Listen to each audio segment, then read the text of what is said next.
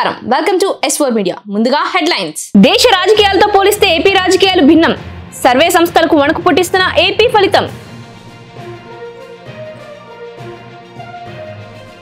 ఖచ్చితమైన ఫలితాలను త్వరితగతిన ప్రకటించేలా చర్యలు చేపట్టాలని అధికారులకు దిశానిర్దేశం chief election commissioner Rajiv Kumar ఉమ్మడి ఖమ్మం వరంగల్ నల్గొండ జిల్లాల పట్టభద్రుల ఉంపా ఎన్నికల పోలింగ్ ప్రక్రియ ప్రారంభం ఇక డీటెయిల్స్ లోకి వస్తే ఎంపీ గోరంట్ల మాధవ్పై మహిళలు తీవ్రంగా విరుచుకుపడ్డారు మహిళలు తెలుగుదేశం పార్టీకి అనుకూలంగా ఓట్లు వేశారని మీలాగా మహిళలను కించపరిచే వారికి మద్దతు ఇవ్వమని వారు కరాఖండిగా చెప్పారు మహిళలను కించపరుస్తూ మాట్లాడితే తగిన విధంగా బుద్ధి చెప్తారని హెచ్చరించారు కూర్చో ఉండవు నువ్వు ఆడ కూర్చొని చుట్టుపక్కల మనుషులు ఉండాలని చెప్పేసా సిగ్గు శరం లేదు నీకు న్యూడ్గా నువ్వు నిలబడింది కాక మా మహిళకు చూపించింది కాక మహిళలందరూ కళ్ళు మూసుకొని గమ్మున ఉంటారనుకున్నావా నోరు మూసుకొని ఉంటారనుకున్నావా ఒక మహిళకు అన్యాయం జరిగితే మహిళలంతా ఉన్నారు సపోర్టుగా మళ్ళీ సిగ్గు లేకుండా నేను కడిగిన ముత్తం అని చెప్పేసి ఎగరేసుకుంటా మాట్లాడతావా చంద్రబాబు నాయుడు యోగ్యత ఏంది నీ యోగ్యత ఏంది చంద్రబాబు నాయుడు గురించి మాట్లాడే యోగ్యత నీది చంద్రబాబు నాయుడు గురించి మాట్లాడేది లోకేష్ గురించి మాట్లాడేది నువ్వు మీ ఇంటికి వస్తాను చూపిస్తాను అనేది పోటీకి మహిళలంతా కలిసి ఏం చేస్తారో నీకు మీ ఇంటికి వచ్చినాడా చంద్రబాబు నాయుడు దాని గురించి మాట్లాడేకి నువ్వు లేకుంటే లోకేష్ వచ్చినాడా మీ ఇంటికి నువ్వు చేసే పనులకి వాళ్ళు వీడియో తీసి నీకు ఇంకా వేరే మీ ఇంట్లో ఉండే వాళ్ళకి ఏమైనా చేసి చూపిస్తా ఉంటారా సిగ్గు లేదా నీకు మాట్లాడడానికి నీ అర్హత ఏమి నువ్వేమి నీ యోగ్యత ఏమి ఫస్ట్ అది చూసుకొని మాట్లాడు చంద్రబాబు నాయుడు గురించి మళ్ళీ వచ్చేసి లోకేష్ గురించి మాట్లాడినావంటే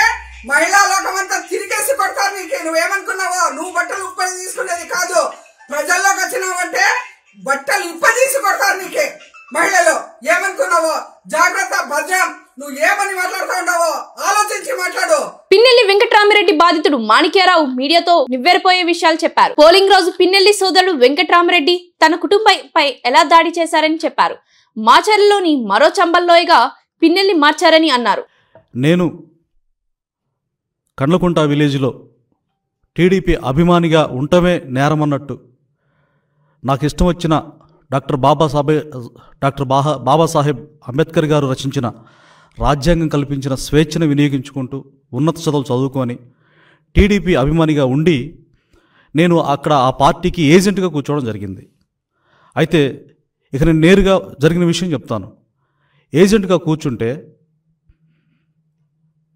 పిన్నెల్లి వెంకట్రామిరెడ్డి గారు ఎమ్మెల్యే రామకృష్ణారెడ్డి తమ్ముడు డైరెక్ట్గా పోలింగ్ బూత్లో నేను కూర్చున్న 114 పోలింగ్ బూత్లోకి వచ్చి ఎరా మాదిగనా కొడక నీకు మాకు వ్యతిరేకంగా నువ్వు పోలింగ్ బూత్లో ఏజెంట్గా కూర్చునేంత ధైర్యమారా నీకు ఎన్ని గుండెలరా నీకు నియోజకవర్గం ఏమంటే గడగడ వణికిపోతుంది ఎంత ధైర్యం రా నీకు అని చెప్పి నానా దుర్భాషలాడాడు ఆ ఆడే క్రమంలో ఇంకో అతను పక్కనే వచ్చి ఆయన 300 మంది వచ్చాడు బయట మొత్తం మంది మార్బలం ఉన్నారు ఆయుధాలతోటి అలాగే అతనెమ్మటి లోపల బూత్లోకి 6 వ్యక్తులు వచ్చారు ఆ 6 వ్యక్తుల్లో ప్రధానంగా దేశిరెడ్డి నాసరెడ్డి అనే ఒకడు నన్ను అరే నా కొడక నిన్నే అనేది వినిపిస్తుందా నీకు అర్థమవుతుందా ఈరోజు సాయంత్రం 5 గంటల లోపు నీ డెడ్ బాడీ ఉంటుంది నీకే ఇక నువ్వు పోలింగ్ బూత్ వదిలిపెట్టి వెళ్ళే ప్రసక్తే లేదు నీ శవమే వెళ్ళొద్ది 5 గంటల లోపు నిన్ను చంపి ఏట్లో పడేస్తాను నా కొడక అని చెప్పి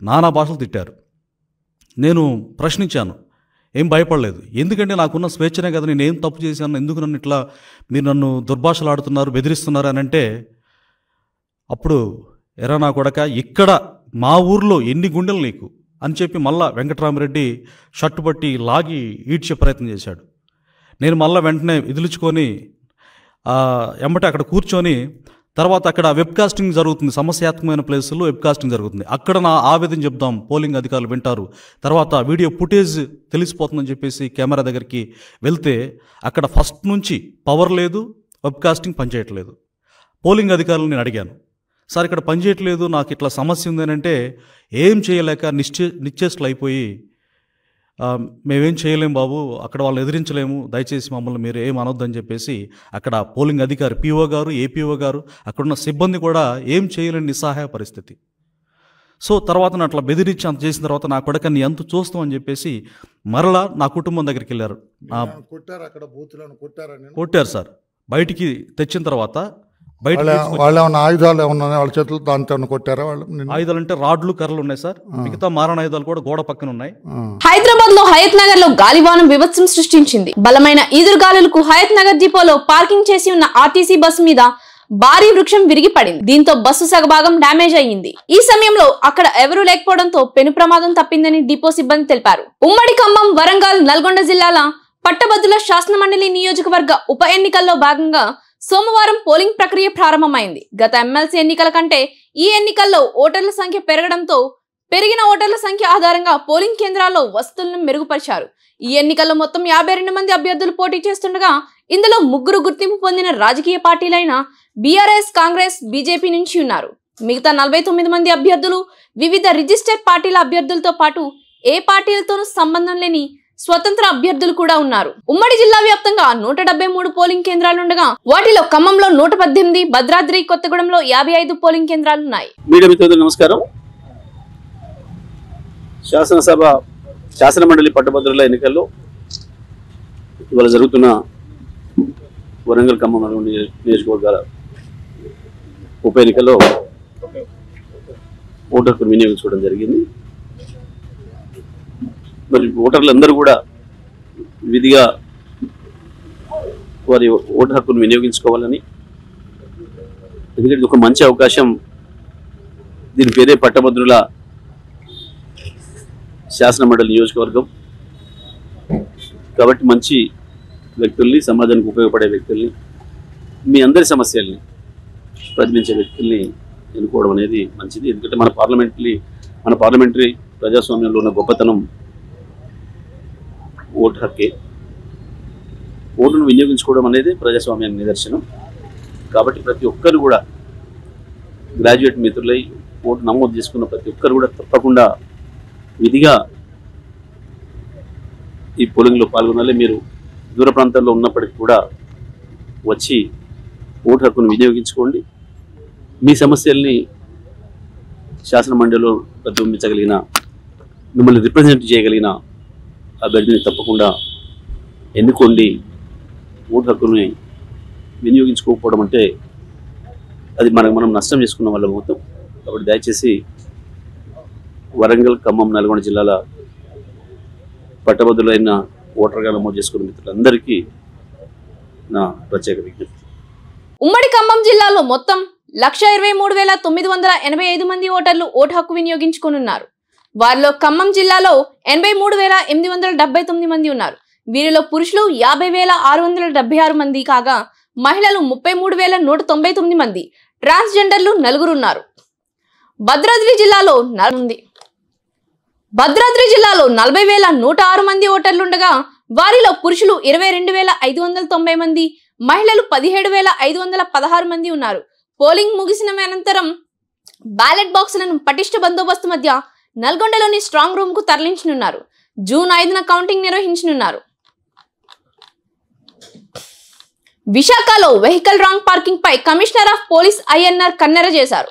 నగర వ్యాప్తంగా స్ట్రైకింగ్ ఫోర్స్ ఏర్పాటు చేసి అడ్డదిడ్డంగా పార్క్ చేసిన వాహనాలకు అక్కడికక్కడే లాక్ వేస్తున్నారు. 1000 రూపాయల ఫైన్ చెల్లిస్తేనే వెహికల్ రిలీజ్ చేస్తామని ప్రకటించారు.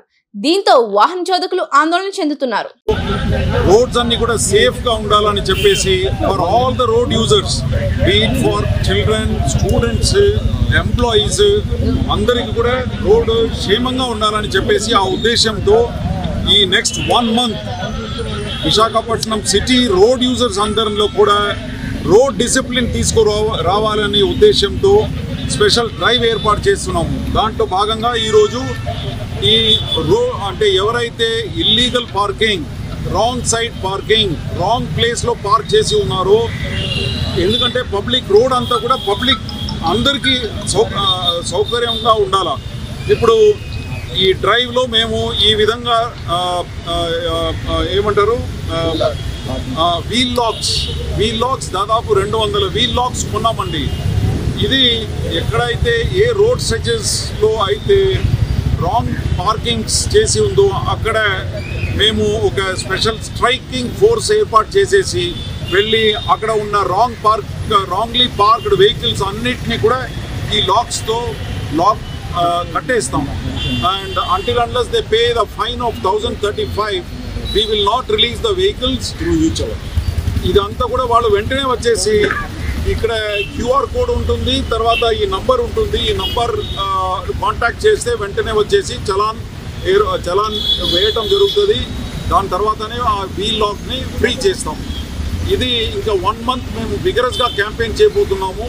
ఇది మాత్రమే కాదు, దీంతో పాటు మేము అదర్ వయలేషన్స్ ఏదైతే ఉందో దాని మీద కూడా దృష్టి పెట్టి మా ట్రాఫిక్ సిబ్బందులందరూ కూడా గట్టిగా దీని మీద ట్రాఫిక్ డిసిప్లిన్ తీసుకురావడానికి for all the road users we want to bring traffic discipline అండి. రోడ్ యూజర్స్ అందరూ కూడా చాలా డిసిప్లిన్గా ఉండాలి రోడ్ మీద. ఎందుకంటే Visakhapatnam city is one of the bad cities in Andhra Pradesh with respect to road traffic accidents. We are losing at least 1 or 2 lives every day on the roads of Visakhapatnam city. ఇది జరగకుండా ఉండాలని ఆ ఉద్దేశంతో ఇదంతా కూడా చేపట్టడం జరుగుతుంది. కృష్ణా జిల్లా బాపులపాడు మండలం కోడూరుపాడు హెచ్పి పెట్రోల్ బంక్ సమీపంలో ఘోర రోడ్డు ప్రమాదం చోటు చేసుకుంది. కారు అదుపు తప్పి లారీని ఢీకొట్టడంతో ఈ ప్రమాదం జరిగింది. 4 అక్కడికక్కడే దుర్మరణం చెందగా మరో వ్యక్తి తీవ్ర గాయాలయ్యాయి. సమాచారం అందుకున్న Hanuman junction CI Allu Lakshmi Narasimhamurthy, Veeravalli SI Chiranjeevi తన పోలీసులు తన సిబ్బందితో కలిసి ఘటనా స్థలానికి చేరుకుని వివరాలు సేకరించారు. కొవ్వూరు నుంచి తమిళనాడు కారులో వెళ్తుండగా రోడ్డు ప్రమాదం జరిగింది. 5 దశల్లో ఇప్పటి వరకు ఎన్నికలు జరిగిన రాష్ట్రాల్లో వచ్చే నెల 4వ తేదీన జరగనున్న ఓట్ల లెక్కింపు కార్యక్రమాన్ని విజయవంతంగా నిర్వహించేందుకు చేస్తున్న ముందస్తు ఏర్పాట్లను న్యూఢిల్లీ నిర్వచన్ సదన్ నుండి వీడియో కాన్ఫరెన్స్ ద్వారా చీఫ్ ఎన్నికల కమిషనర్ రాజీవ్ కుమార్ సమీక్షించారు. భారత ఎన్నికల సంఘం మార్గదర్శకాలను పాటిస్తూ ఖచ్చితమైన ఫలితాలను త్వరితగతిన ప్రకటించేలా చర్యలు చేపట్టాలని అధికారులకు దిశానిర్దేశం చేశారు. చీఫ్ ఎలక్షన్ కమిషనర్ తో పాటు ఎలక్షన్ కమిషనర్లు జ్ఞానేష్ కుమార్, డాక్టర్ సుఖ్బీర్ సింగ్ సంధు ఈ వీడియో కాన్ఫరెన్స్ లో పాల్గొన్నారు. 5 దశల్లో ఇప్పటి వరకు ఎన్నికలు జరిగిన ఆంధ్రప్రదేశ్, అరుణాచల్ ప్రదేశ్, ఒడిశా మరియు సిక్కిం అసెంబ్లీతో పాటు 543 పార్లమెంటరీ నియోజకవర్గాలకు చెందిన ఆర్ఓలు, డిఈఓ మరియు ఆయా రాష్ట్రాల చీఫ్ ఎలక్టోరల్ అధికారులు వారి ప్రాంతాల నుండి ఈ వీడియో కాన్ఫరెన్స్ లో పాల్గొన్నారు. దేశ రాజకీయాలతో పోలిస్తే ఏపీ రాజకీయాలు భిన్నంగా ఉంటాయి. ఏపీ ఎన్నికల్లో స్థానికత, సామాజిక సమీకరణాలు ప్రధాన పాత్ర పోషిస్తాయి. ముఖ్యంగా కులాల మీద ఏపీలో ఫలితాలు ఆధారపడి ఉంటాయని చెప్పడంలో ఎటువంటి అనుమానం లేదు. సాధారణంగా ఎప్పుడు ఎన్నికలు జరిగినా రాష్ట్రంలో ఏ పార్టీ అధికారంలోకి వస్తుందో అని ముందు ఓ అంచనాకు వస్తుంటారు. సర్వే సంస్థలు కూడా ఫలానా పార్టీ అధికారంలోకి వచ్చే అవకాశం ఉందంటూ ప్రకటిస్తాయి. ఇప్పటి వరకు వెలువడిన సర్వేల్లో కొన్ని వైసీపీకి అనుకూలంగా చెప్పగా మరికొన్ని కూటమికి అనుకూలంగా తెలిపాయి. అయితే పోలింగ్ తర్వాత ఓటర్ల నాడి ఎలా ఉంటుంది అనే దానిపై రాజకీయ నాయకులకు అంతు చిక్కడం లేదు. ఏ పార్టీ అధికారంలోకి రాబోతుంది అనే విషయంలో సరైన క్లారిటీ రావడం లేదు. గతంలో మాదిరిగా సర్వే సంస్థల ఫలితం ఎలా ఉండబోతుంది అని చెప్పలేని పరిస్థితుల్లో ఉన్నాయి.